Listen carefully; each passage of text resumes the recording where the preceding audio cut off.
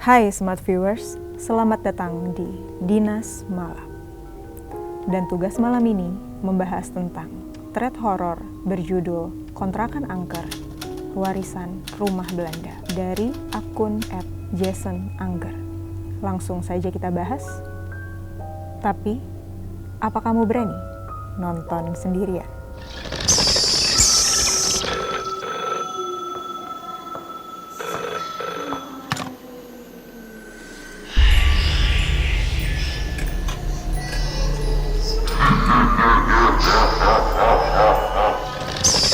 Smart Viewers, thread horor kali ini merupakan sebuah kisah nyata yang dialami oleh adik kakak yang sedang mencari tempat tinggal murah yang sekaligus bisa digunakan sebagai tempat usaha mereka.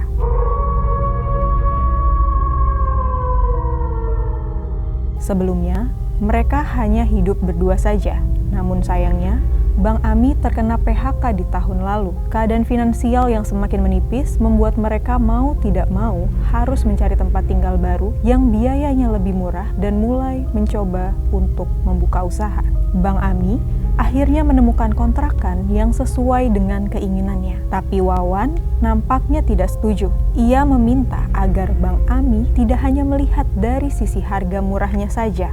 Bang Ami tidak menghiraukannya. Ia tetap mengambil kontrakan tersebut karena memiliki halaman yang luas dan cocok sebagai tempat untuk membuka usaha. Singkat cerita, mereka akhirnya pindah ke rumah tersebut. Supaya menghemat biaya, Bang Ami mengajak satu temannya lagi, yaitu Bang Robi, yang sebelumnya memang ingin membuka usaha bersama.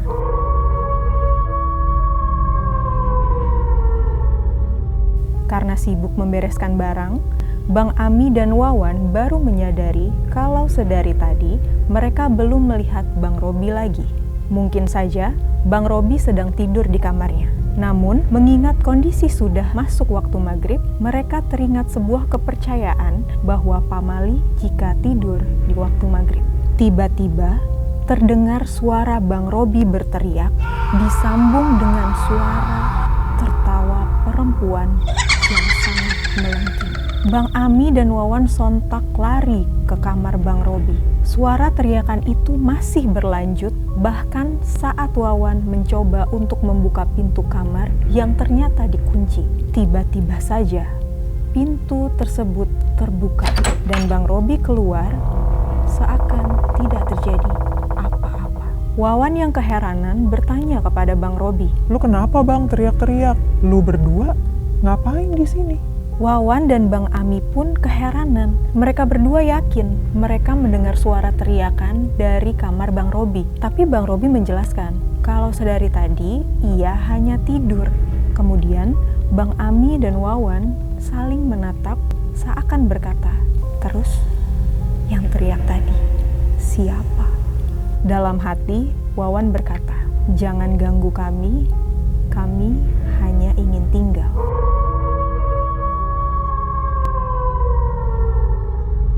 Malamnya, mereka bertiga pergi mencari makan di sekitaran kontrakan. Saat berjalan di halaman, mereka melihat di sebelah rumahnya ada ibu yang sedang berdiri dan bapak yang sedang duduk sambil membaca koran. Mereka menyapa dan hanya dibalas dengan anggukan saja. Namun, ada yang janggal dari pakaian bapak dan ibu tersebut. Pakaian yang mereka kenakan tidak terlihat seperti pakaian zaman sekarang. Saat mereka kembali, sudah tidak ada orang-orang yang tadi terlihat berada di depan kontrakan. Setelah selesai makan, Bang Ami dan Bang Robi membahas perihal usaha yang ingin mereka buat, sedangkan Wawan pergi ke dalam kamarnya. Meskipun kamar itu luas, anehnya Wawan malah merasa pengap dan kepanasan. Ia kemudian bangun dan ingin menyalakan kipas. Tapi saat kakinya hampir menyentuh lantai, ia melihat banyak sekali kelabang bertebaran. Wawan berteriak ketakutan dan di saat itu juga tembok kamarnya berubah menjadi warna merah. Dan ketika pandangannya tertuju ke atas lemari, ia melihat sesosok makhluk berwajah hancur sedang berjongkok sambil menyeringai. Sosok itu merangkak turun seperti cicak hingga berada di depan Wawan. Wawan yang takut hanya bisa menutup mukanya dengan bantal sambil berteriak memanggil-manggil Bang Ami.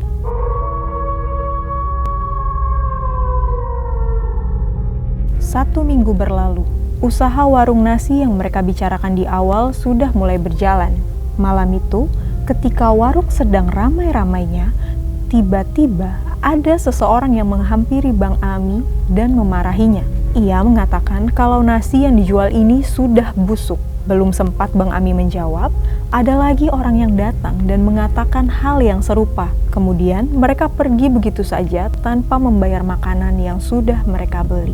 Merasa tidak terima dengan tuduhan itu, Bang Ami mengecek semua bahan makanan dan ternyata benar. Semua bahan makanannya sudah busuk. Karena kesal, Bang Ami melemparkan telur yang masih ada di wadahnya. Dan anehnya, di dalam telur yang busuk itu terlihat seperti ada anak ayam yang hampir jadi. Setelah selesai membereskan warung, Wawan memilih mandi meskipun itu sudah sekitar jam setengah 12 malam. Saat ia sedang mandi, tiba-tiba terdengar ada suara orang bersiul. Setelah selesai mandi dan ingin keluar, pintu kamar mandi tiba-tiba tidak bisa dibuka. Wawan mencoba untuk menggebrak pintu lebih keras, tapi tetap tidak terbuka. Lalu, terdengar lagi suara siulan itu. Wawan terdiam sambil memegangi gagang pintu. Semakin lama, suara siulan itu berubah menjadi aneh hingga menjadi suara anak kecil yang tertawa. Wawan yang kebingungan melihat ke segala arah dan terhenti saat ia melihat seperti ada gumpalan rambut yang mengambang di dalam bak mandi. Ketika Wawan berjalan mendekat untuk memastikannya, gumpalan rambut itu mulai bergerak hingga matanya terlihat dan menatap ke arah Wawan.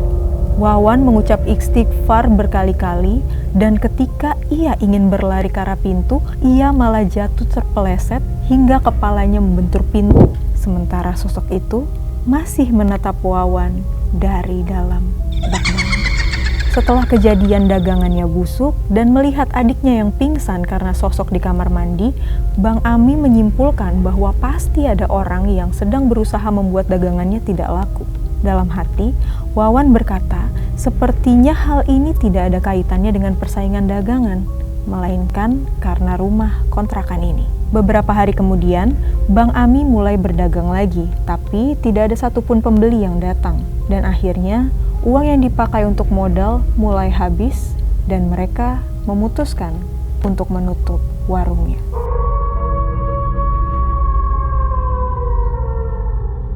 Beberapa hari kemudian, bapak pemilik kontrakan datang dan menanyakan apakah mereka betah tinggal di sini. Bang Ami menjawab, iya, dan menceritakan kejadian aneh yang terjadi saat mereka sedang berjualan. Tapi, bapak itu malah berkata, Emang gak boleh dagang kalau di sini, Mas. Ini rumah tinggal, gak bisa buat dagang. Dari dulu ini hanya rumah tinggal. Ya sudah, saya pamit dulu. Bapak itu kemudian pamit tanpa menjelaskan apapun. Tiba-tiba Awan nyeletuk, di sini sepi banget ya Pak. Ada tetangga tapi kerasa kayak nggak ada tetangga. Bapak itu hanya menatap Wawan seakan bertanya tetangga mana yang dia maksud. Wawan lalu menunjuk ke arah sebelah kiri rumahnya. Bapak itu masih terlihat kebingungan. Setelah itu, ia berkata, Sebulan lalu, istri yang punya rumah ini meninggal dunia di usia 95 tahun. Dan suaminya memang sudah lama meninggal. Rumah itu kosong dan malah jadi sengketa karena diperebutkan oleh kedua anaknya. Setelah mendengar cerita dari bapak itu, Wawan kembali membujuk Bang Ami untuk segera pindah. Tapi, Bang Ami masih bersikeras untuk tetap tinggal di sini, kecuali jika ia mengalaminya sendiri.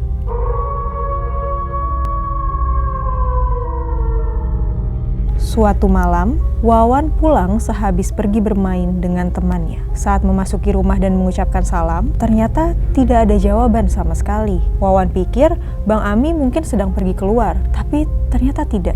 Bang Ami ternyata sedang duduk diam di meja makan sambil memegang garpu dan memandang ke arah halaman belakang. Wawan kemudian kembali memberi salam, tapi Bang Ami tidak menghiraukannya.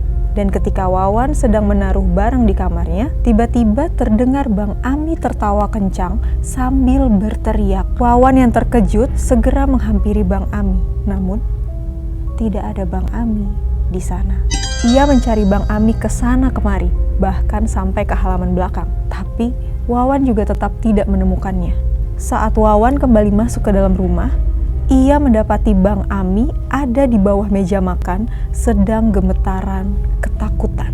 Bang Ami kemudian berbisik, "Wan, gue takut. Tadi gue lihat apa yang lu bilang." Setelah Bang Ami mulai tenang, ia menceritakan kalau awalnya ia mendengar suara keramaian seperti nyanyian dalam bahasa asing. Lalu saat ia berjalan ke meja makan yang ada di ruang tengah, dia melihat di halaman belakang seperti ada pesta. Di atas meja itu tersedia banyak makanan dan minuman. Dan entah bagaimana, Bang Ami akhirnya diajak ikut dalam pesta tersebut. Dia ikut bernyanyi, menari, bahkan memakan makanan yang disediakan. Saat Wawan pulang dan memberi salam, Bang Ami sebenarnya menyadari hal itu.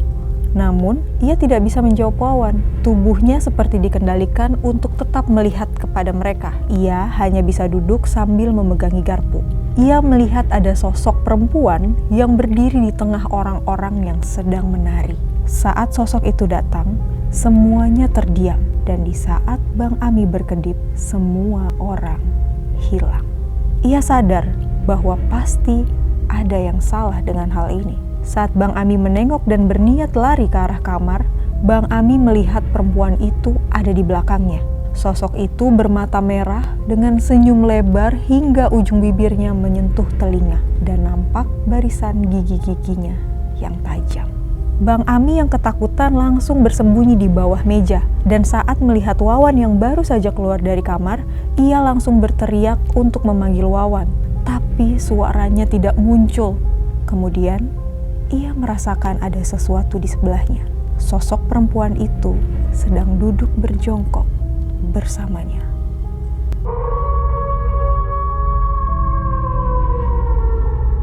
Suatu hari, tepatnya saat maghrib, Wawan dan Bang Ami baru saja pulang. Mereka masuk ke rumah sambil memberi salam, tapi tidak ada yang menjawab. Padahal, tadi Wawan melihat ada motor Bang Robi di depan rumahnya. Mereka menghampiri kamar Bang Robi. Ternyata, pintunya sedang terbuka, dan karena melihat Bang Robi yang sedang sholat, Wawan langsung menuju kamar mandi, sedangkan Bang Ami langsung masuk ke kamarnya sendiri. Ketika Wawan hendak keluar dari kamar mandi, tiba-tiba ia mendengar suara seperti orang yang sedang mengetuk tembok. Tetapi semakin lama semakin cepat. Suara itu sepertinya berasal dari arah kamar Bang Robi. Karena takut, Wawan langsung memanggil Bang Ami untuk menemani dia untuk mencari sumber suara tersebut. Saat sampai, mereka melihat Bang Robi sedang membenturkan kepalanya ke lantai dengan sangat cepat hingga berdarah. Wawan yang berusaha menyadarkannya pun malah dicekik hingga ia kesulitan bernafas. Melihat hal itu, Bang Ami terpaksa memukul Bang Robi sampai 3 kali sebelum akhirnya Bang Robi jatuh pingsan. Setelah sadar, Bang Robi lalu menceritakan kejadiannya. Saat itu, setelah ia selesai sholat maghrib, ia seperti mendengar suara tikus di bawah kasurnya. Lama-kelamaan suara itu berubah menjadi suara orang yang sedang tercekik. Dan saat Bang Robi memeriksa di bagian kolong kasur, ia melihat ada sosok perempuan berambut panjang yang badannya hitam, bergerak perlahan seperti cacing, mendekat ke arahnya. Ia mulai merasa sesak dan pandangannya berubah menjadi hitam.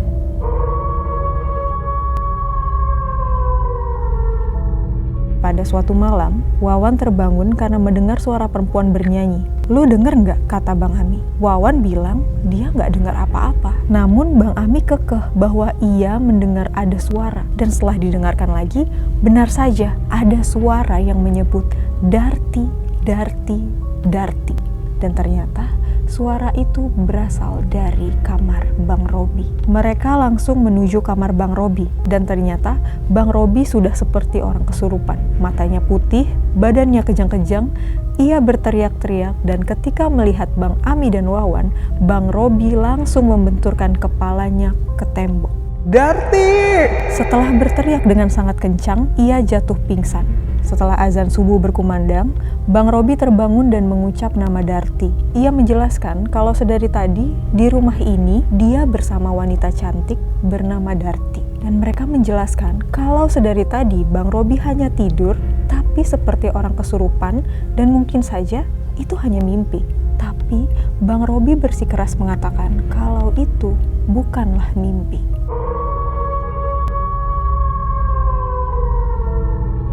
Siang hari setelah kejadian itu, Bang Ami menceritakan kejadian tadi pada temannya yang bernama Bang Arga. Menurut Bang Arga, nampaknya ada sesuatu yang masih belum selesai di rumah ini. Melihat kondisi Bang Robi yang semakin memprihatinkan daripada sebelumnya, Bang Arga pergi membeli beberapa perlengkapan untuk melakukan pembersihan pada Bang Robi. Karena jika dibiarkan, sosok perempuan yang menempel ini bisa membahayakan keselamatan Bang Robi. Bang Arga kembali dengan membawa beberapa bungkus bunga setaman, daun kelor, beberapa lembar daun pisang, dan bunga kemuning. Bang Arga meminta Wawan untuk mengambilkan batok kelapa untuk menyiram kepala Bang Robi. Karena konon katanya, kelapa yang dijadikan gayung ini bisa digunakan untuk menetralkan gangguan jahat. Awalnya, Bang Robi tidak merasakan apapun, sampai akhirnya badan Bang Robi seperti mengeluarkan asap tipis seperti besi panas yang tersiram oleh air. Bang Arga tidak menghiraukannya dan terus menyiramnya dengan air tersebut. Dan setelah itu, Bang Robi berteriak dengan sangat kencang dan memuntahkan sesuatu. Setelah kondisi Bang Robi mulai terlihat membaik, Bang Robi menceritakan kalau malam sebelum ia sakit, ia melihat Rani datang kepadanya. Namun, setelah ia perhatikan kembali, itu bukanlah Rani. Wanita itu lalu berbisik kepada Bang Robi, "Darti, Dartina."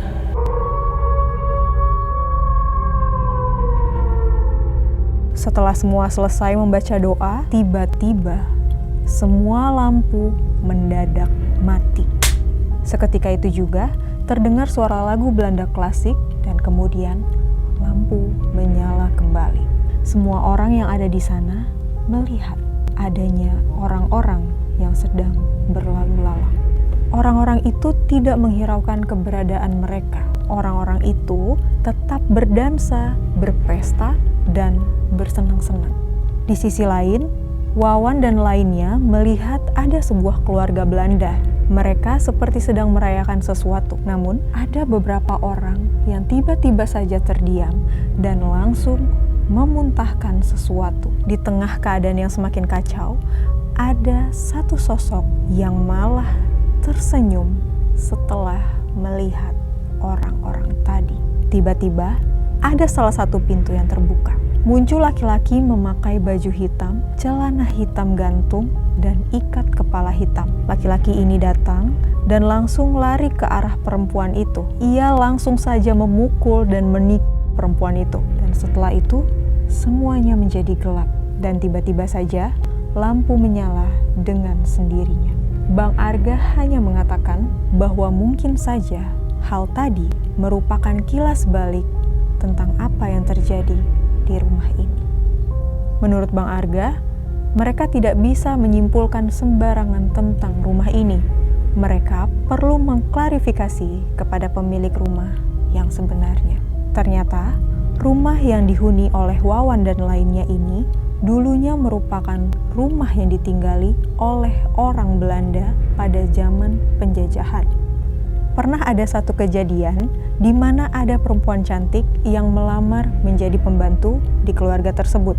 Namun sayangnya, baru beberapa bulan bekerja, ternyata perempuan itu mengalami pelecehan oleh majikannya secara berkali-kali. Hal ini juga diketahui oleh orang tua dari bapak pemilik kontrakan saat ini, yang mana ia juga merupakan pembantu di sana. Karena tidak bisa berbuat apa-apa dan emosi yang semakin memuncak, perempuan ini akhirnya memilih untuk memasukkan racun ke dalam makanan saat pesta sedang berlangsung. perempuan itu tiba-tiba saja mengambil sebuah pisau dan karena melihat banyak anggota keluarga yang terkapar, orang tua dari bapak pemilik kontrakan saat ini akhirnya mengambil pisau itu dan menikamnya kepada perempuan itu.